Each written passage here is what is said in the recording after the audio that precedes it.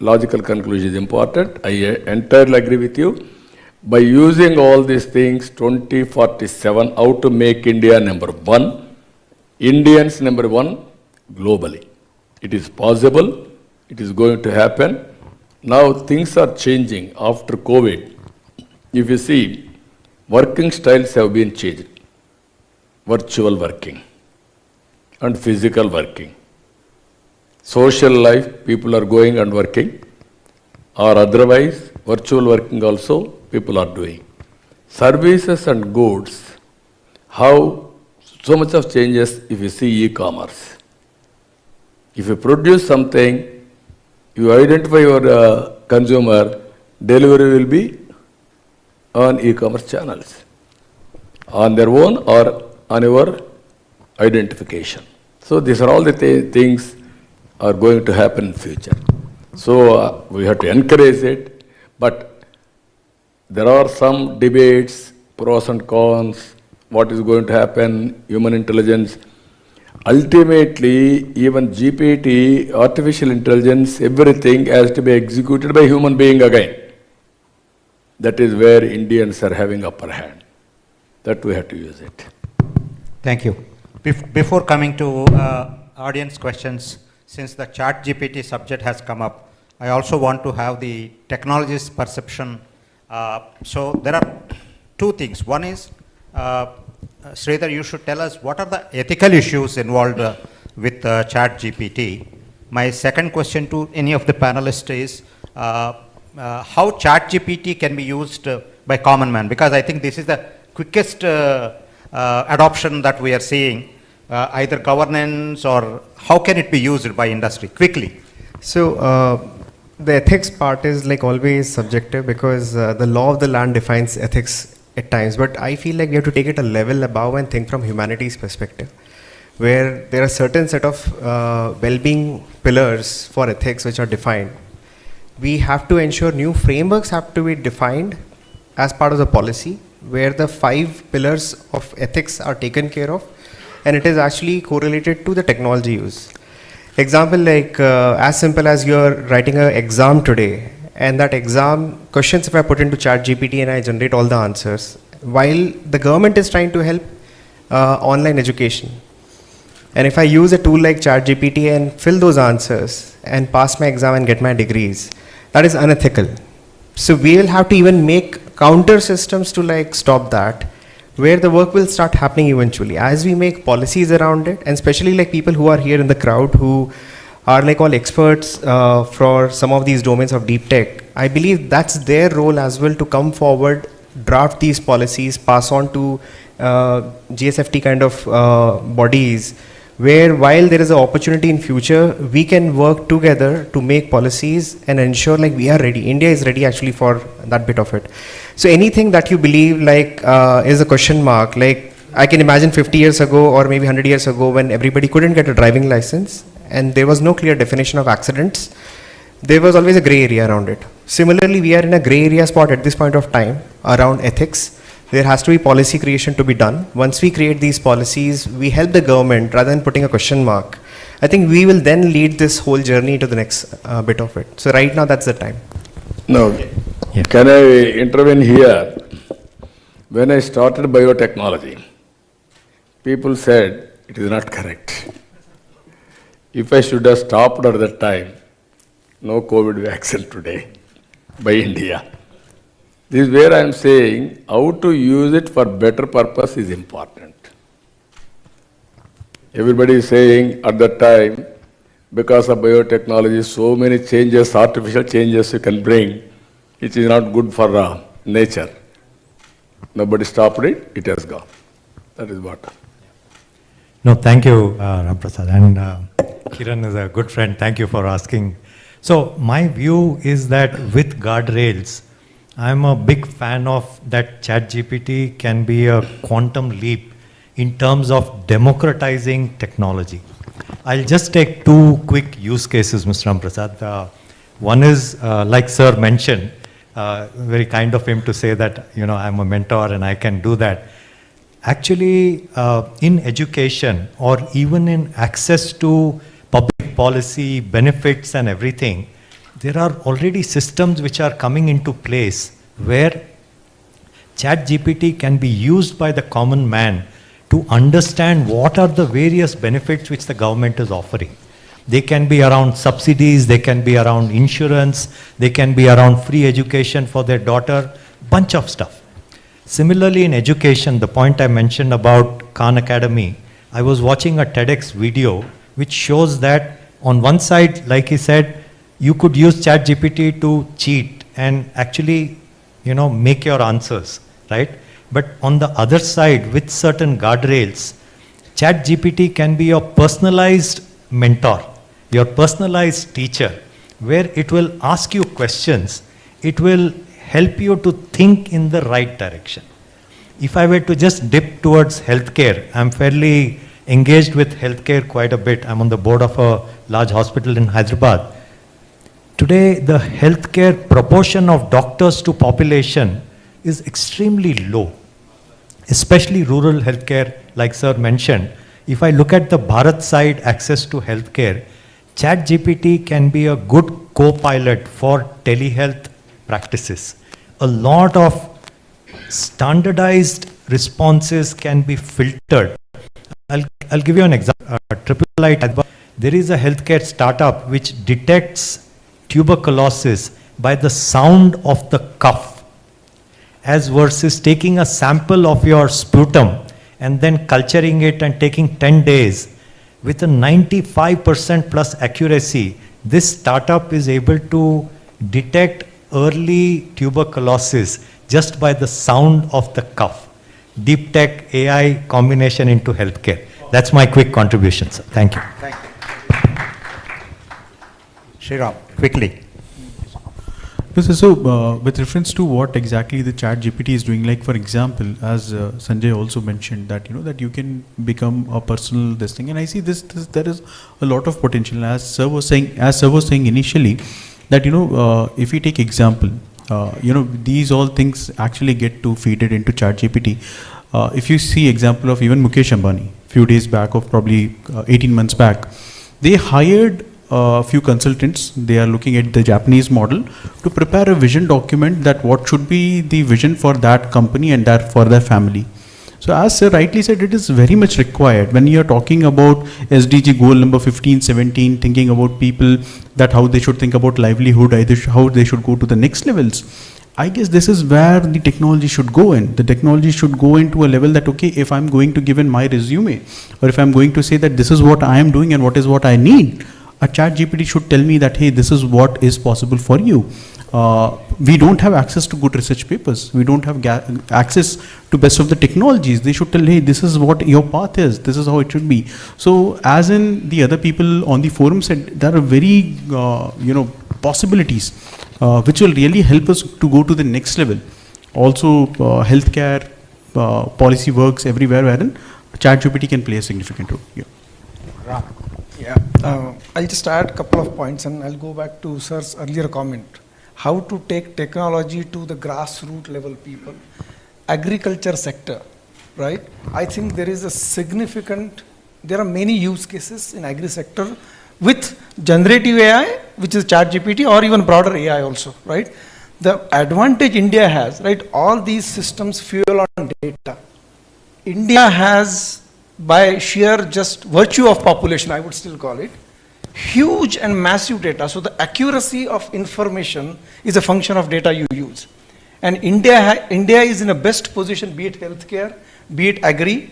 The other dimension, India has multiple languages, dialects. Using ChatGPT kind of solution, we can break the barriers of language.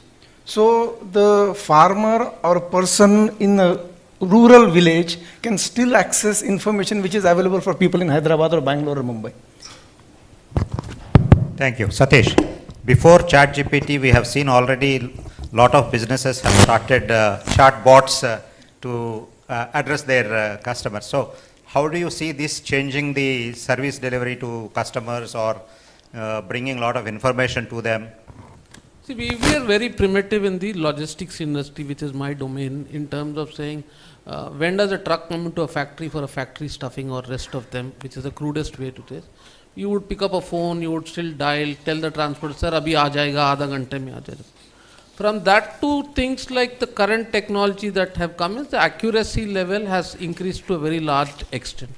The other thing is today in the factories or anywhere, the forecasts that you come from manufacturing and production and planning is a very bad area for you to do the rest of the planning. How many trucks do I need at the end of the month? What would be on the 15th and the 16th? I think with technology coming, you are addressing larger issues in terms of your demand forecast, your festivals and the rest of them. Things like Chat GPT, for example, is a layman language that I can say. Today, if I want to go to Udaipur and Jaipur on a holiday, and my wife says, can you put an itinerary together? I don't need to break my head and call a travel consultant. I have a tool where I just go type and say, I need to go to Jaipur and Udaipur. It tells me, get up in the morning, have breakfast, and this is your top restaurant, 10 o'clock here, further, and you present it to your wife, you are the best hero in your house. So I think technology can be leveraged brilliantly. On the security angle of technology, today you have cameras that are there, which are there to take out. But I know when my son comes into the house and goes out and when did he log into the gate, like my gate type of apps which are there in terms of it. When did my driver come in and go out, sort of it, your overtime calculations, your ledger accounts and so. I think there's a lot that the technology can make our lives use, but it depends again on how well versed you are. What is the challenge that we see today is that the guys in the bottom know the technology. But sometimes when we talk in the corporates, the guys on the top still are not aware that what can they change the organization to reach larger places. So if you don't leverage technology, you will perish. If dinosaurs has perished being a mighty animal, it's just because it did not know its power. And technology's power is mightier than dinosaurs. I think the biggest thing that we are missing out is the big data. We have historical data which we can take and do a lot more things. I think my take is that. Thank you. Audience round. I saw a hand there. Yeah. Sir, over to you, then I'll come to you, sir. Thank you. Thank you. Sir, this is my 24th year in High-Tech City. And I have worked very closely with your team back then. We received a number of delegations when Microsoft and other companies were setting up in Hyderabad. Now I have joined the Section 8 company like GSFT, specializing in quantum computing. So I don't have a question, but I have two proposals to make. Quantum computing is a field which is still emerging, not adopted by the industry in production yet. But India has made a good move by creating the National Quantum Mission and launching a 6,000 crore seed fund this year. The cabinet approved it in April this year. That was in the making for the last 3 years. I wish we had somebody like you to accelerate some of those. The proposal is twofold. One, we need to create a test bed for quantum computing anywhere in India. Location can be decided collectively. Where startups can build prototypes and take those ideas in quantum computing to mainstream in the not so distant future. Today, no startup has availability of a lab where they can try something, unless that lab is created by some IBM or some AWS or Microsoft. India's own lab does not exist today. So number one is proposal is to create a test bed for startups in the field of quantum computing. Number two, the vision of the organization that I am representing is called Quantum Ecosystem and Technology Council of India. We started it very recently. The vision is to create an incubator specifically for quantum computing startups, again in the near future. So these are the two proposals I wanted to table, and we need you to act as a catalyst for this sector to move more fast and India to have a strategic advantage in this space. And I will give two data points here. China's seed fund for quantum is $15 billion, 1.5. The country that has done more work in quantum computing, even more than US and Europe put together, is China. So that is why India needs to put its act together and bring all the minds together to make this a priority for us. Thank you, sir. Thank you. We can work it out as a pressure group, GFST, how to put pressure and also how to create public policies and how to advise respect to governments everything we can work it out. These are all new technologies. One is application of new technology is very important. If you won't apply, you won't get any outcome. That is where I entirely agree with him. Either policymakers or top in the organization, they are more traditional. Citizens and bottom overall freshers, they are more innovative, more creative, more tech savvy. That is the mismatch biggest problem. Decisions and policies they will take, ideas and innovations these people are having. How to bridge these two for overall benefit, that is the biggest challenge. We will work it out. Thank you. Thank you, sir. Sir.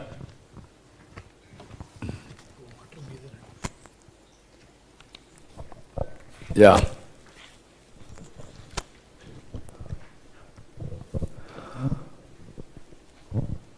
Yeah.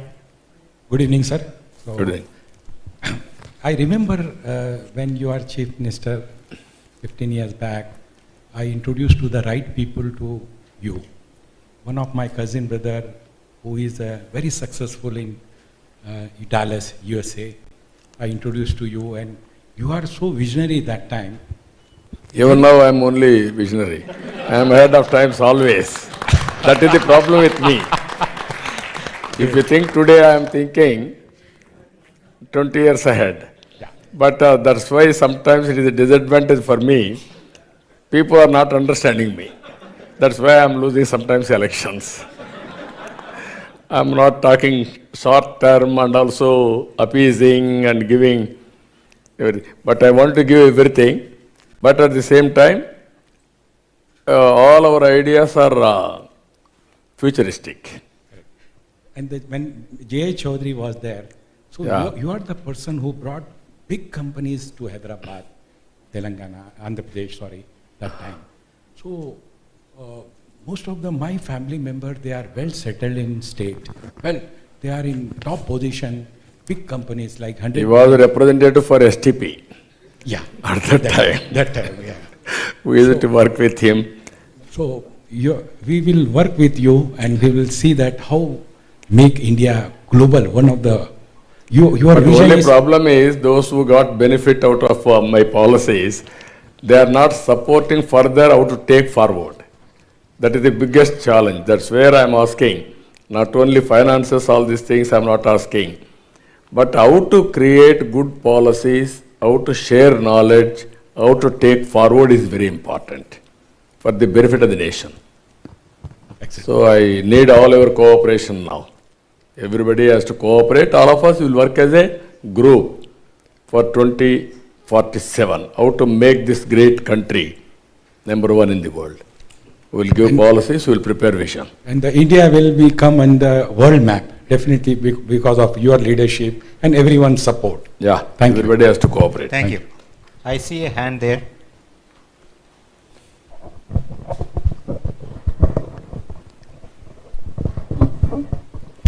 Hello, respected sir. Yes. I'm not from Andhra or I'm not from Hyderabad, but I started my career from here, and there are some goosebumps on my hand that I started my career from Hyderabad, and you were the one. I received the first award when you inaugurated GenPact in Uppal. So there's a long story, 20 years back, and what you said about the 4 Ps, the people, the partnership, the public and the partnership, so 4 stories. So I just wanted to tell you that, and I just want to give my kind feedback to you that, that why don't we have the reformation in the Indian education system right from the school days? We are talking about, it's a very simple question, sir, that, we talk about a lot of engineering colleges, management colleges, and you were the one who started one of the first who laid the foundation for triple IT in Hyderabad at Gachibowli. But why don't we have some kind of reformation across at the country level, right from the school days, so that our next breed is ready, not at the time when the maturity is already reached. It actually should start from the beginning, where the youth is actually moving towards the next set of evolution or next set of maturity when it comes to the technology as a whole. And another part, It's just a thanks to you that, it is not restricted the technology and the contribution what you made, not restricting only to Hyderabad or Andhra. What I have observed that, I was able to create a space for myself, and right from, the first job what I did from engineer, and then I became the CTO for Vodafone, which is one of the global organization. So it's not like, people in Andhra got benefited across the country with the contribution what you made. We all, took the knowledge, the skill, the capabilities and the capacity from here, and we explored not just in India, but out of India also. So thank you so much, with all my warm gratitude to you. Thank you, brother. This is where I am asking. You got an opportunity because you are an initial mover. First mover advantage, you got it at that time. Now you have reached a good position. This is where I am saying now technology is matured, and also it is a continuous process. That's why I referred beginning of infinity. You are seeing some changes as on today. ChatGPT is one. In future, you are going to see more changes, and everything is possible. That is what is going to happen in future. This is where all of you I am asking, as you rightly mentioned, you are mentioning education.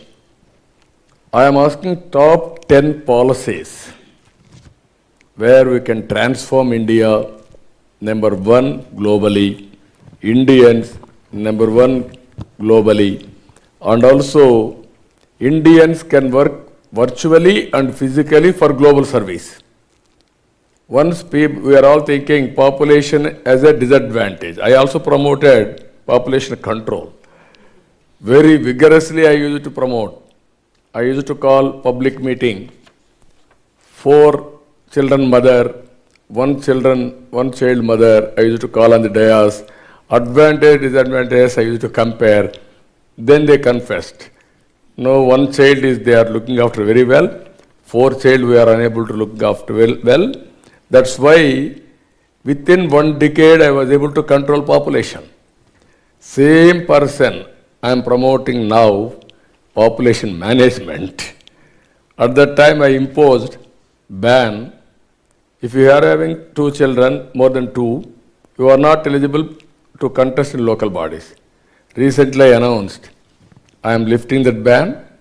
I am promoting population because in future, aging population is increasing in Andhra now, in South India totally. That is a dangerous trend. That is where I am saying one is education policy, comprehensive policy, deep tech in education. And also you can go healthcare, as you rightly mentioned, all of you, so much of work we have to do by using technology, accuracy and proper knowledge, and we can do wonders. I am working now, one small example as an NGO, Nutriful.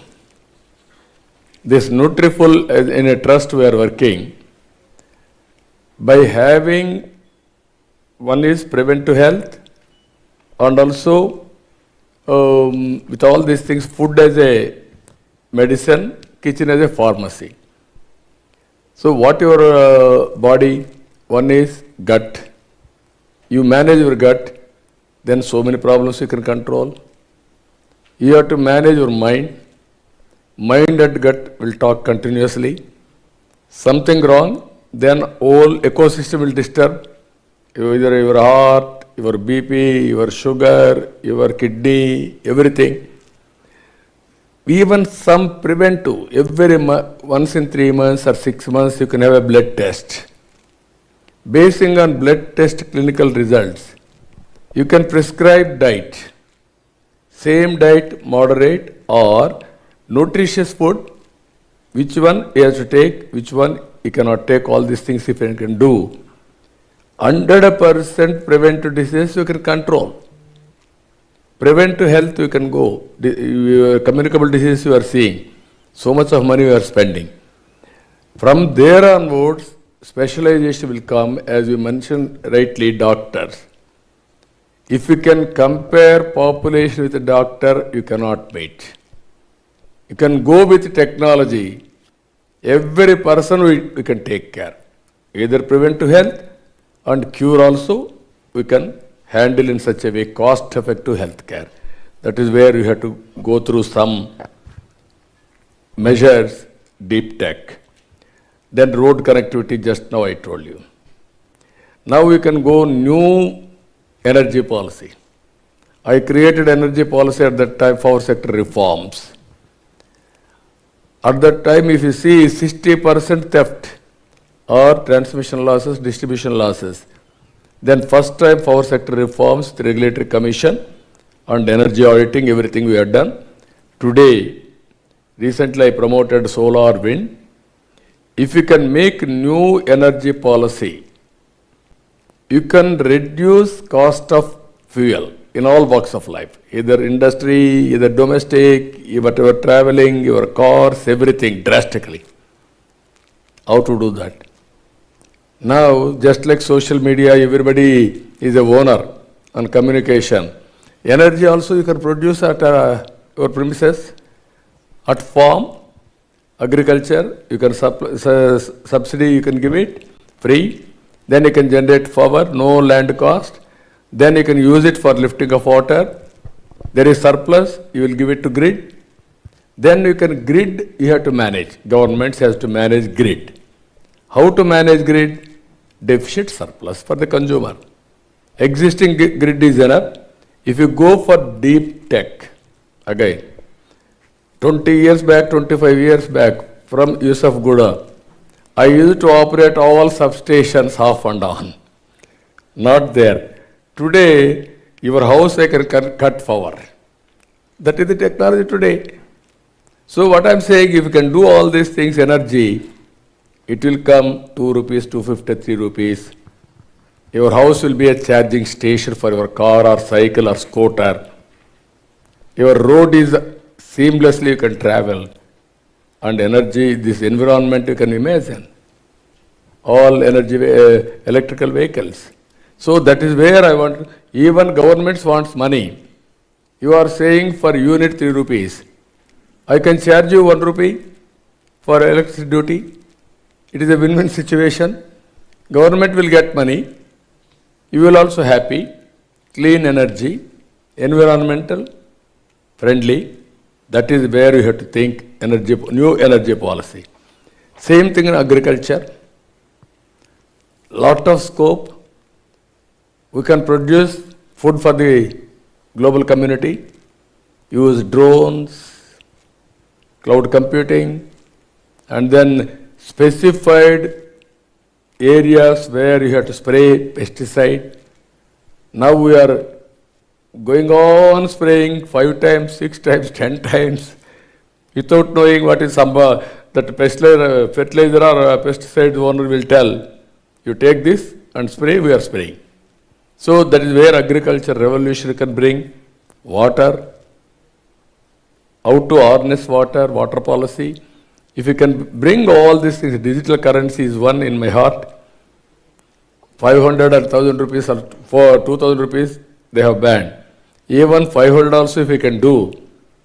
Even every Kirana Kotu or this what you call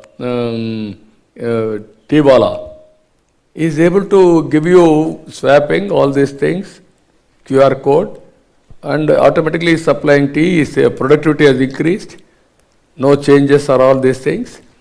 If you do all these things, today you are doing GST, quantum jump in GST. If you abolish 500 rupees and 2,000 rupees, all political corruption, money hoarding, black marketing, money laundering, everything will go, then you can see the economy. Multiple areas it will grow. Finally, P4. You got an opportunity, you have to handhold 100 families, 10 families, 20 families is your duty. Even CSR, corporate social responsibility, we can use everything to uplift our fellow human beings. Like this, if you prepare top 10, all of us, we can see, visualize 2047, 100 years independence. Thank you, sir. It doesn't look like you are seeking any opinions or suggestions from all the experts. No, I'm You giving already, thoughts. you already have so much of agenda prepared and No, I'm planned giving for only the future. thoughts, but solutions are with them, not with me. Yeah, that is a point. So the industry, youngsters and startups, entrepreneurs, business leaders should take these as the base issues, problems, societal issues, and then focus on delivering solutions. Thank you No, so much. what I am asking them, it is a win-win situation. You will get revenue model, and also you will get name. Right. I will get good benefit out of it. That is, poor people will become rich. Right.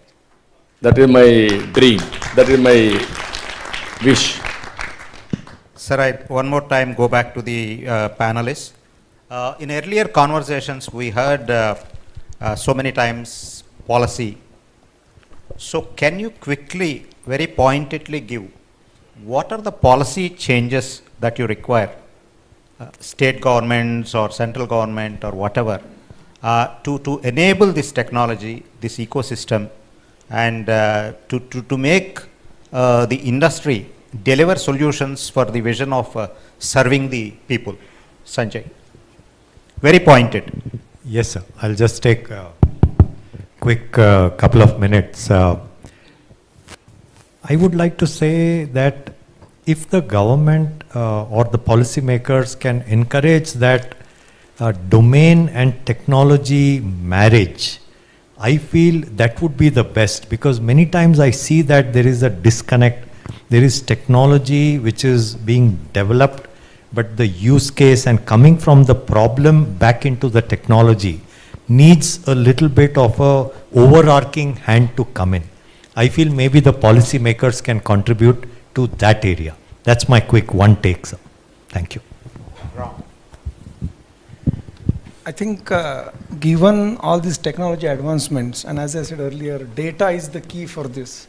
So, and now Data is wealth. Yes, and every equipment, every machine will start generating data now. So, and for us to use these tools like ChatGPT or AI or other, it's very important to have a data interoperability policy addressed very clearly.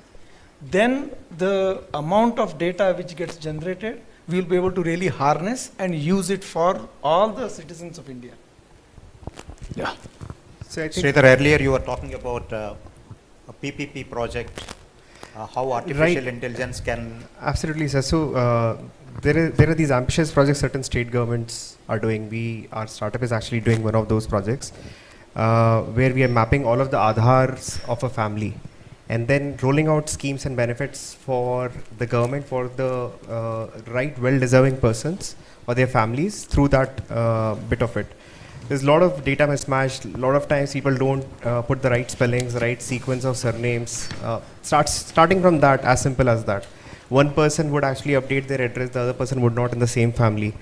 So we are using extensively AI. We have done more than 2.5 crore records processing, and we have got the big bunch of services rolled out. I personally feel, but on the other side of it, in terms of policy, there is more needed because the newer generation, younger generation is much more open to give their data against the benefits. So if we can do a better job in terms of privacy, because the word is very loosely used multiple times in terms of privacy, but exactly what does it mean when you give your data? Like there are definitely amendments with say 16-digit numbers that we give away for ID card where certain numbers are masked. But there is more to it. How do we really make that secure? There is more transparency right now coming with Aadhaar. But again, there will be more requirements that will come up when it comes to AI. Similarly for blockchain, similarly for cryptos. I mean, like there are policies where rather than putting a ban or the regulation, what we ideally require is the functional mechanics where we can compete with global players where other people are taking advantage. I feel like there would be opinion for a lot of people that crypto bubble has bursted, but again, practically, there will be centralized and decentralized, both economies that will work together. We'll see new type of challenges coming out. So we need policies around that where we can compete. And like example, USDT is a currency which is stably like sustaining against US dollars. while the digital rupee comes out tomorrow, how do we really ensure that we are not again stuck in the same forex exchange value proposition? Because there is a new opportunity today where we can actually increase the value of our own digital rupee. And can we do something around policies where that dominance can be achieved? Like there is a hard reset with digital currencies coming in. Can we do something around those by policies? Like I think that's where there is a lot of scope. Shriram. So, sir, where I would see that we need to think about from a policy and technology coming from perspective. I was just reading newspaper a few days back, and we were saying that that also Mohandas Pai a few days back was saying there is tax terrorism which is happening, and we get to see that day before yesterday's newspaper that 243 new crorepati coming in because of HUL. Now, if you see from that perspective, even every year we get in more than 100 crorepatis in Ernst & Young and so on and so forth, that kind of company. We get to know so we are getting in details about people who are earning money, who are whatnot. So the policy needs to come in from a perspective that if you are investing this money for the social good, if you are investing this money in creating new jobs, what kind of incentives will come? Because the biggest threat that I see is now, if you see the number of millionaires which is increasing in India is exponentially increasing in China. And we are actually now, we have got a better opportunity. Rather, I would say that God has given us an opportunity to dominate the world because we are being blessed with the biggest number of population. So if this money is being utilized for creating of jobs, enhancing skills, how policy can help them in not getting taxed, giving them better opportunities, so that more and more a good segment of this money is being used for the better world and creating of the society. See, at the end of the day, we all should agree that we are actually product of the society from where we came in. And there is no better society than the Indian society that has given the world too much over the last few thousands of years. So that is where we need to think in that how policy can be used to encourage people who have the might today to do better for the society. Yeah. Thank you. Satish. Quickly, I'll come from a different angle altogether, is that deep technology and policy decision. Our take will be that the cyber crime that happens in the logistics spheres, especially where you bring down a large corporate organization running with technology and suddenly someone hacks your system and your whole world comes to an end.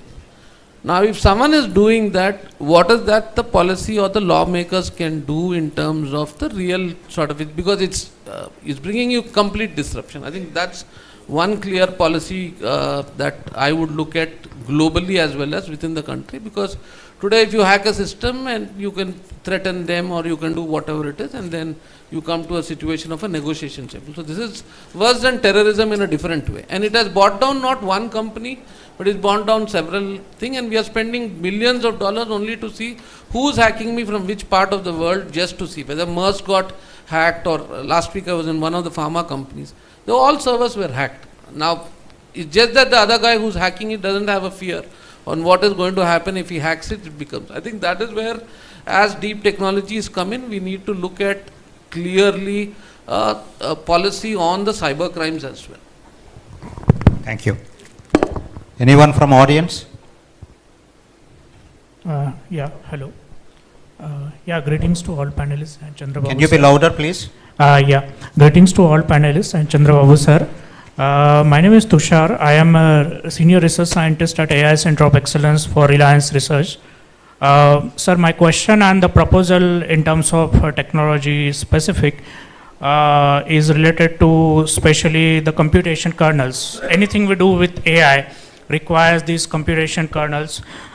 Specifically, currently we use GPUs to solve the AI problems, but in a very sooner future, we will use qubits. I want to propose that every API call for this computational servers should be made on Indian soil rather than US or China. Currently, which is not the case, and tomorrow, like a world war situation, we face the pandemic, more of an economic war like situation, and we will not be able to access those resources when the nation would need it most. So on a policy level, I want to know your views, and if you feel that this be as a strong proposal that we have a computation servers hosted in the nation and have access to every undergrad student, startup, and other enthusiasts in a democratized way. Can you elaborate further? What do you mean exactly? I'm able to follow. Yes, sir. So, the servers we need to have in our own nation. Yeah. Yeah, that is the That essence. is where warehousing, all these things, data, clouds, all these things. Yes, sir. Yeah, that is where we have to bring a good policy and secured policy. Now people don't have any belief on existing policies. That's why people are keeping all the data outside the country. That is the biggest challenge. So we have to bring conducive policies. That is also very important. I am in favor of that. All data, India can host it. We are capable. Even foreign countries can host data here. Then so much of benefit also for us. I am in favor of it. Thank you, sir. All these policies, what I am saying sometimes, all our ideas may not reach top people, policymakers. That is where GFST is going to work as a supporting policy decisions, as a NGO, as a pressure group. This type of groups more and more as to emerge. It will become lobbyist also, or creating policies also, giving ideas, everything will happen. Good policies sometimes, marketing also is important. We will work it out. Thank you. Good to know, sir. Thank you. Thank you. Any more questions? Sir, namaste. I am Venkateshwar Rao from Vijayawada. I am international patent holder. Reducing the keystrokes required for inputting characters of Indic languages. This is what my invention, and 2022 December I got American patent in this. So I wanted to put a proposal in front of you, that is the language technologies, computing language technologies, especially for Indian languages. There are 22 Indian languages out there: Telugu, Tamil, Hindi, Kannada, Malayalam, etc. So that's why in coming trends, when we compare with 2011 and 2021, there are massive uses of languages, Indian languages, in the cell phones or in some other computing technologies. And IBM, Microsoft, and big companies also concentrating on these latest trends. That's called localization. So I wanted to put in front of you a proposal. That's what the encouraging local languages in computers, computer technologies. And me also, I have a startup company, that's Sri Tech Nivasa Private Limited. We are going to work in this regard. So I wanted to request you to encourage this type of Indic language technologies, because of agriculturists and women just who are illiterate in English and who are very literate in their own languages. Then only we can encourage themselves in computing trends. That's what my request. Thank you, sir. No, certainly it will develop. I remember olden days. At that time only laptops. Only few people can handle. Even myself and also chairman, IIIT Raju Reddy, we used to debate in Davos with experts how to make it very, very simple, even common man can operate. That is where icons at the time we used to think. Now it is a reality, even common man is using better than us. Exactly. Second one, language. We used to discuss from the beginning. Now local languages also, people are working in that. More and more softwares all penetration, all these things has to come. All these things demand based. There is a demand, people will come to innovate. It is a reality now. Indian languages are penetrating. It is going to happen. We will also promote. Thank There you. is a lot of difference between 2011 and 2021 in uses. No, another 5 years you will see so much of difference again. With Thank you, ChatGPT also is struggling to work with local languages as of now. Exactly. That will be the biggest revolution in future. If they do properly, then it's a big leapfrog. It's going to happen. Thank you, sir. So we have to end this session. I can allow 2 more questions. This question is, hello? Can you hear me? Yeah. Yeah, please, carry on. This question to Ram and Sriram from EIT. So we are talking about deep technology and a lot of data is collecting, and India has coming to this population, lot of data is collecting. How the regulations and governance is going to happen? Because as someone mentioned, if the data goes to some wrong hand, definitely it's going to be issue. From the EY team, you guys are having any kind of regulations and any kind of measures, or your team is working currently? We just want to understand.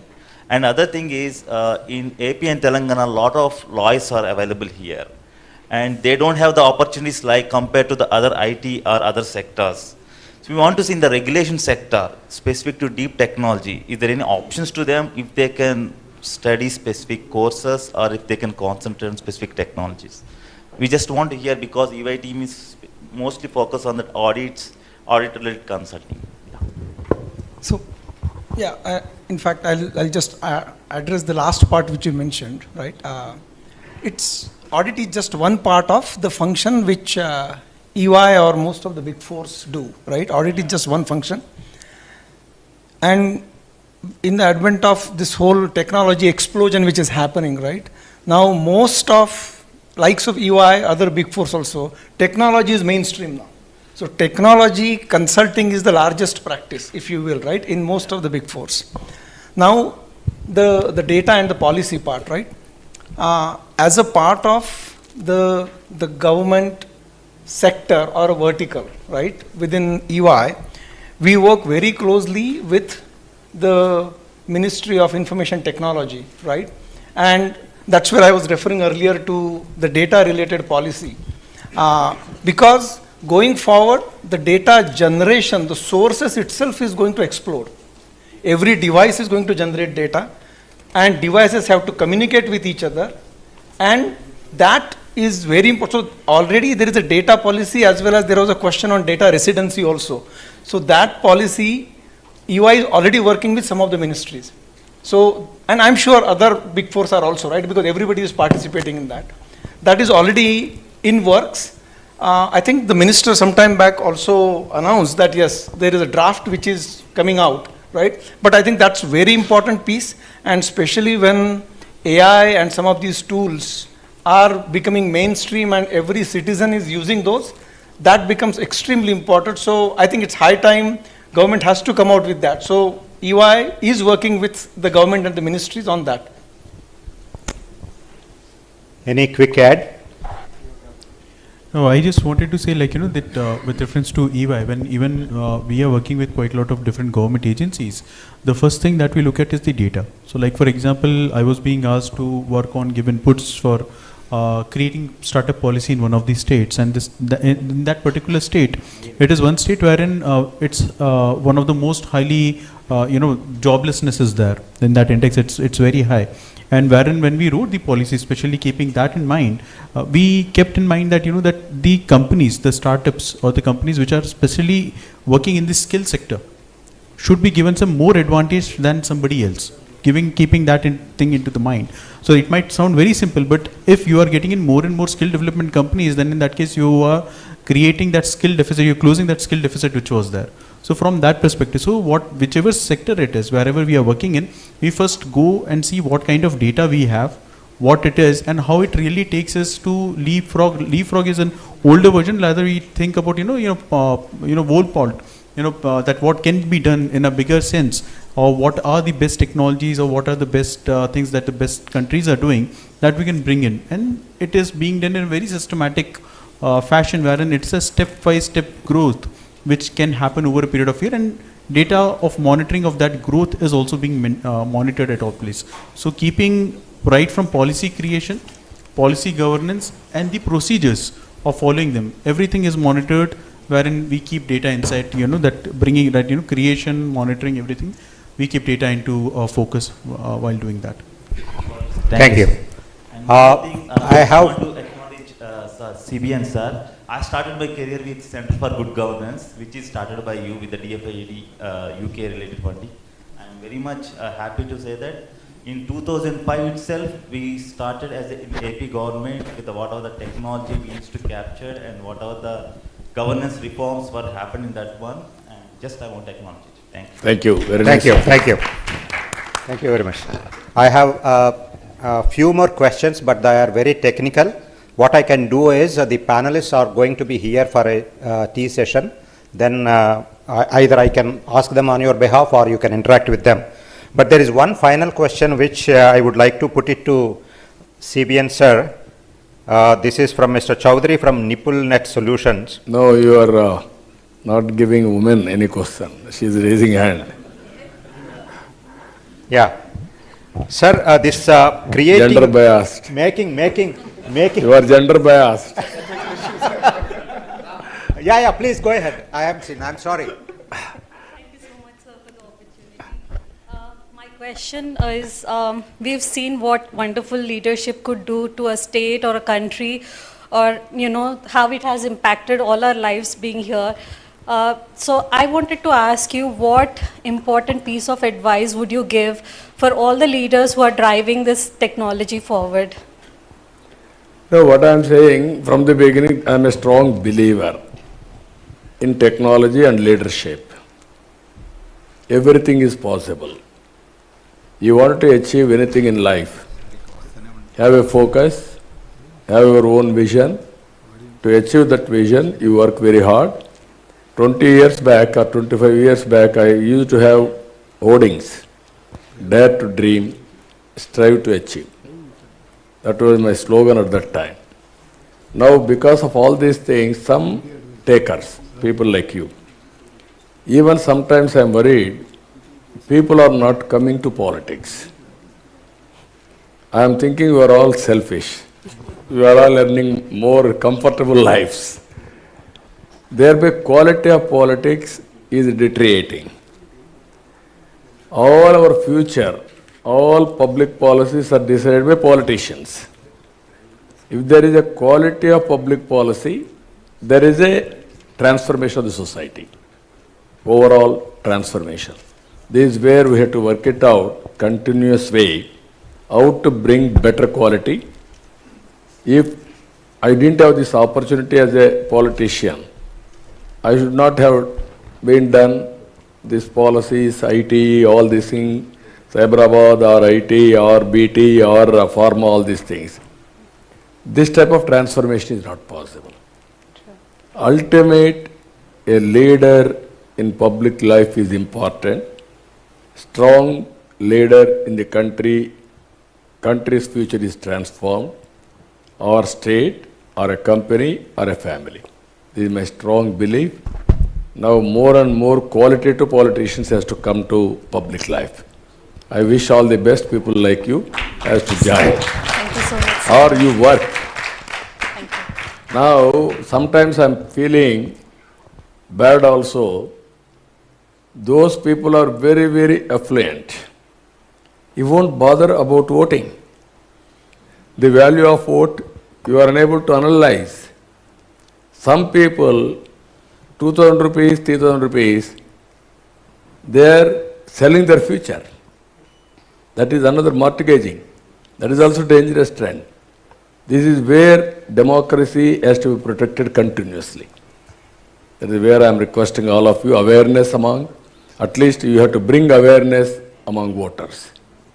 Now earlier, all of us used to do politics means only joining politics and do. Now we can change the public opinion through social media.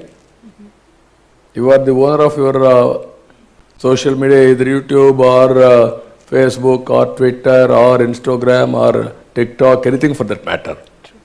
That is how we have to build opinion positively for good things. That is very important. Thank you. Thank you, sir. Thank you. One last question, sir, to you. This is also from the audience and on behalf of all of us. Sir, how do we change the poor to rich or improve the poor by using technology? Because that is the major question. Your vision also uplifting the downtrodden communities, and so how do you see the technology changing and impacting the poor people and farmers? Now I am asking you, this is very nearer to my heart, because why I am saying, after economic reforms, P3 is the model. Public-private partnership. Now I am proposing P4 model as a futuristic. What is futuristic? People, public means government, private agencies and partnership. If you can make this arrangement, as on today there is CSR, corporate social responsibility, you are all educated, some of you, most of you I can say, you born in a small family just like me, but we got an opportunity. You are masterized step by step with management techniques and leadership qualities. You are having that management bandwidth, and also you are having some resources. This is where this policy I am thinking everybody can adopt some families. 5 families, 10 families, basing on your capacity and bandwidth. Then automatically governments will be a facilitator. What all government is giving will give the beneficiaries. You also mentor him, just like what Sanjay is doing. You can mentor them. Then you can hand-holding. Continuously you can create WhatsApp groups, 50 persons or 20 persons.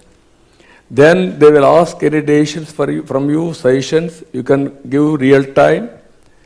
Then you can prepare by using ChatGPT, vision for that family, how many human resource, natural resource, human resource is having, any children, 10th class or intermediate, how to educate him, guide him to have better education, then their skills, what are all the skills they are having, suitable to their activity is there, or have some modification of skills, improvement of skills. Same person, if you see for example, same illiterate man will get a job in the village. He will get 200 rupees a day. Same illiterate person, little bit skills, manners, body language, some English words, if you can get ITC, this hotel, you will get 20,000 rupees or 50,000 rupees. What it means? That is the value addition. If you can do that, proof of concept is every year per capita income. We can measure very easily per capita income. Then those who can perform well, government has to honor them, respect them. This is the cycle I want to create. It is our responsibility. You are all thinking to look after people or public, it is government responsibility. You are also taxpayers. You are earning money, you are giving to government money, that money we are spending. But if you involve, it is a quick transformation. This is where P4 model, I don't have any doubt, I am telling you again and again, you write down today, 2047. India will be number 1 or 2 globally, it will happen. That is the strength of India as on today. Second, Indians all over the world, you write down today, by 2047, number 1 influential community in serving the global community needs. You may call service, you may call exploitation of commercialization, I don't mind. But both public governance and corporate governance, Indians are going to dominate. By that time, I don't want to see again poor people as poor forever. Their hand-holding, P4 policy, how to make poor to rich, it is everybody's responsibility. Governments will facilitate, all of us has to cooperate, we will work together. That is the great India we wanted to see. That is where I need all of you to join with us in GFST. We will frame the policies, we will put pressure to governments. Thank you very much, sir. You wanted to say, ask anything? Yes. Yeah, please.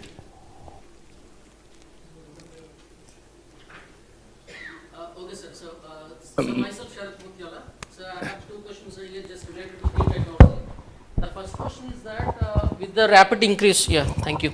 So with the rapid increase of this kind of technologies like robotics and data commercialization and all, most of the people are losing their jobs as of now.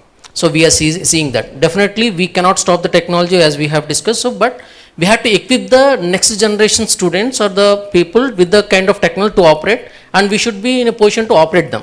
So how to handle this kind of situation, as we are talking about the people to uplift their living standards. So on one side, if they are losing the jobs, how to handle this kind of situation? So with every adoption of the technology, this may happen. This is one.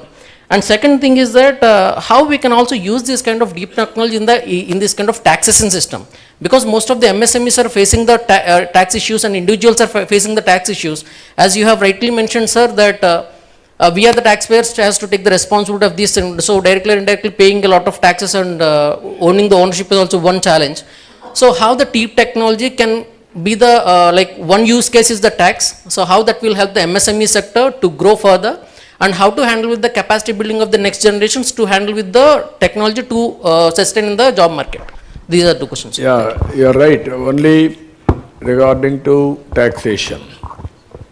It is a continuous process how to promote MSMEs, that we have to continuously do that, how to transfer that benefit. It all public policies again.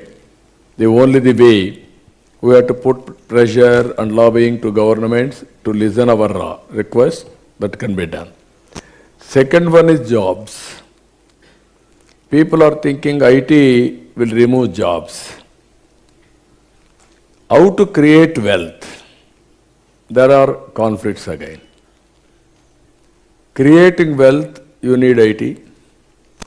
Having jobs, again, you don't want IT.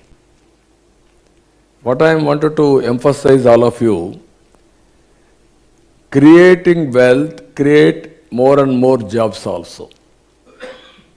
IT is only enabler for creating jobs. I told you just now, GPT will transform, it is beginning. Every family, if you prepare a vision document for GPT, India will become a global supplier for services and also goods, either physical or virtual. You can imagine the opportunities. Thanks to Europe, thanks to Japan, thanks to China, countries aging, they need our services now. Either doctors or nurses or some other services, so many things. You make use of all these opportunities. Be a global citizen, outlook, integrate with the global economy, and exploit services or goods for the global community. That is our vision. It is possible. That is where demographic management, if we do, after 100 years before we are all slaves, next 100 years independence, we will be the leaders, number one leaders for globally to serve the global community. That is going to happen. That is where from now onwards we have to plan demographic management also, to have different ages of population from now onwards, so that always we have to meet our demands. Otherwise, India will become, after 2047, another China or another Europe or Japan. It is going to happen. Thank you very much, sir. On that inspiring note, that was a stimulating experience. Listening somebody sir, we are really short of time. Okay. Don't disappoint him. Let us see. Thank you very much, sir. I'm taking clue from your last note, what you said. Like, we are doing a lot of innovation on the deep technology and all, but you also said that we need to know how to market these technologies to the world. So, on this note, I would like to thank you for that ISB, which is a global business institute, what you got to your Hyderabad. From last 20 plus years, I think we have not received any other institute just like ISB. So I just want to thank you, sincere gratitude to getting the ISB to Hyderabad. Now, I'm very happy he has given a solution, ISB solution, to get jobs or outsourcing consultancy. Even for ISB, how much effort I put at that time. Fortune 500 companies wanted to start business school. Then it has reported in some magazine. They wanted to go to Bombay, Maharashtra government, Karnataka government, Tamil Nadu government. Then no agenda for Andhra Pradesh. At that time, Andhra Pradesh was not in the map. Then my secretary told me. Then McKinsey chief at that time, Rajit Gupta was the chairman of that committee. All top people are in the board. Then I telephoned to them. They told me, sir, you are right, but we don't have any inclination towards Hyderabad. It is not in our list. Then I told them, okay, don't consider Hyderabad. You come for a cup of tea or breakfast, and then you decide on merits. I don't mind. Then they came. Same business principles applied. How to market it. Then I sent my ministers, 4 or 5 ministers to airport to receive them. Very good AC bus I organized for them. Then they came to me, to my house. Then immediately I got beautiful bouquets and also shawls, and I honored them. Then I received one by one. Then I served breakfast by giving plates. Then I gave a presentation. By seeing all these things, by that time they are all totally inclined, perception. Then they asked me what you are going to give. Don't ask me anything. You go to respective governments, what they offer. You make it +1, send it to me, I will accept it. They went to Karnataka. They got appointment after 4 hours. They went to Maharashtra, they asked him reservations. You have to give reservations for our state.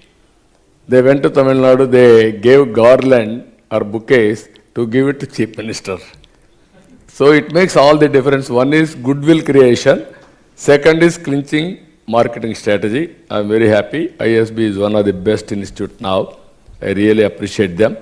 They are at that time nobody knows what is business, ISB or MBAs, all these things, nobody knows. So I am very happy. Now you can give solutions for all of us. Thank you. Thank you.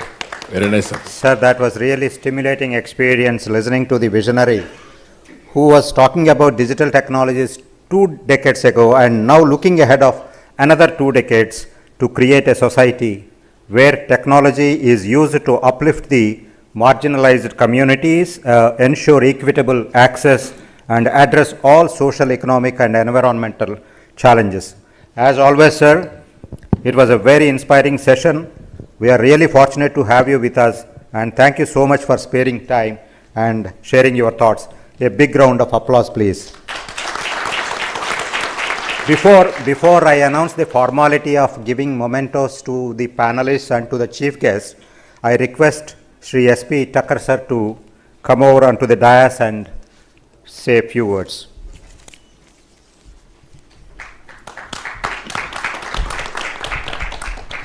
Thank you. I have 4 very simple comments here as an addition to whatever is happening. It's a very happy day for all of us.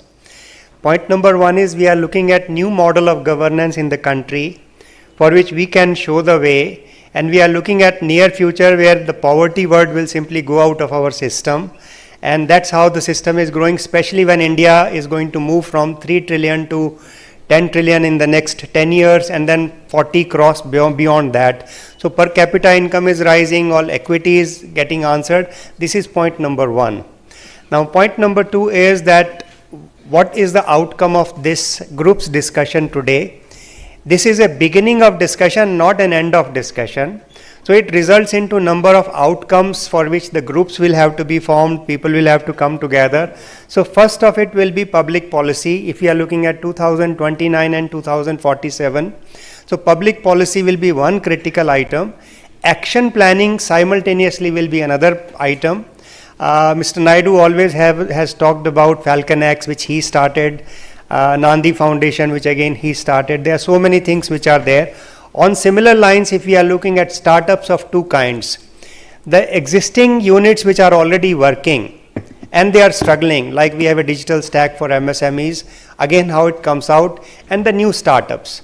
So how are we going to work on that? Who are the other volunteers who are willing to come and join GFST?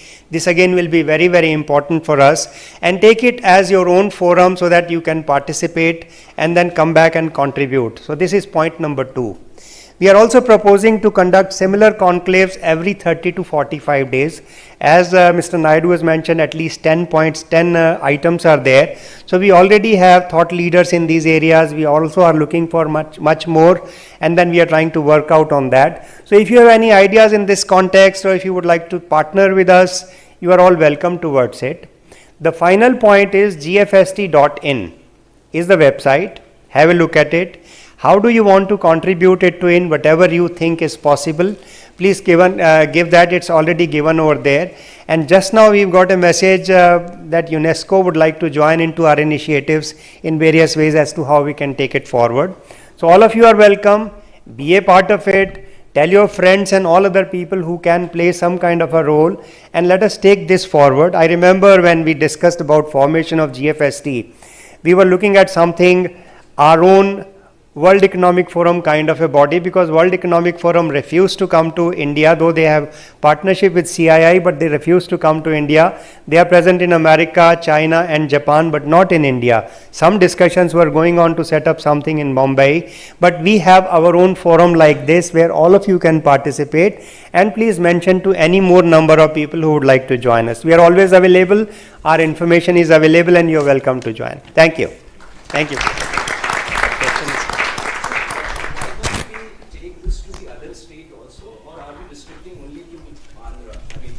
No, India at 800 for Indians, and every state is welcome. Like we have a member here who is participating in 10 states. So Telugu is one thing, but all other states also are welcome for that. It's open in every possible. And as the name says, it's a global forum, so there is no regional limitations. Thank you very much, Tucker sir.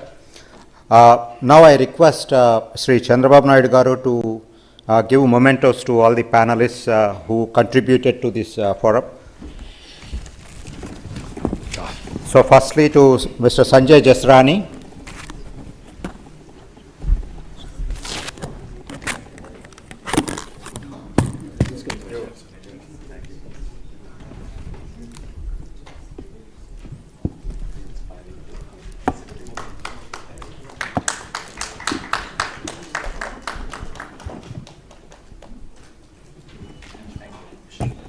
To Mr. Sridhar Seshadri.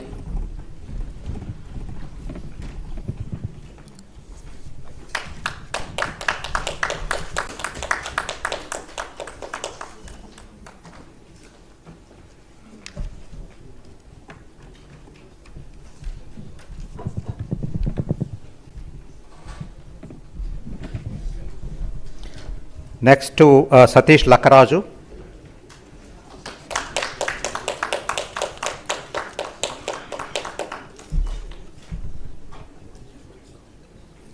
Mr. Sriram Iyer.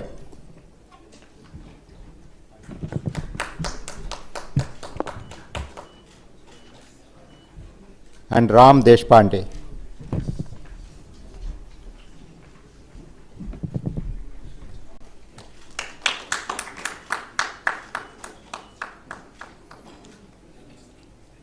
Now I request Thakkar sir to present a memento to Sri Chandrababu Naidu Garu as a token of our love and affection, and Sanjay also to accompany.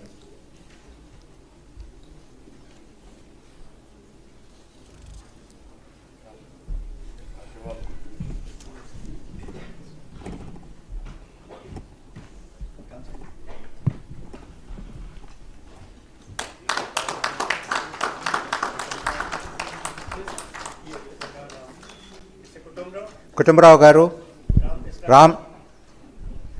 Ramnath Garu.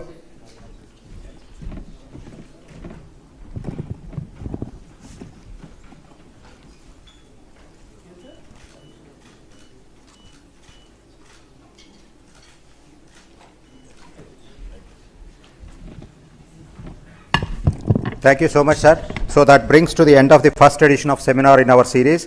We extend our heartfelt thanks for gracing this occasion to Chandrababu Naidu Garu and all the expert panelists, and also the volunteers and India Next for their hard work in putting together the conference. We have a tea break. I request all the participants to have their tea and snacks.